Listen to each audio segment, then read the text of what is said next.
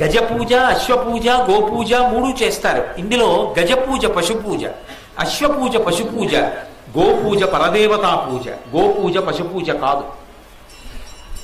అంత గొప్ప ప్రాణి గోవు అయినప్పుడు ఆ గోవుకి చేసినటువంటిది ఏది ఉన్నదో అది అగ్నిహోత్రములకు చేసినట్టే. గోవుకి ఓ ప్రదక్షిణం చేశారనుకోండి, పూర్ణాహుతి చేసి అగ్నికి ప్రదక్షిణం చేసినట్టు. మీరు ఆ రోజున యజ్ఞం చేసేశారు, అగ్నికార్యం చేసేశారు. ఇప్పుడు ఏమొస్తుంటుంది? శ్రియం వస్తుంటుంది.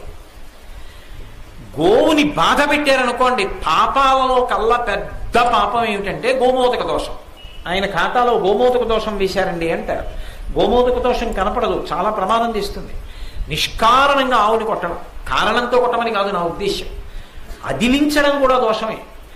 ఆవుని కొడితే అంత పాపం వస్తుంది. అటువంటిది మనం అగ్ని ఆరాధన చెయ్యలేదు పక్కన పెట్టండి, మనం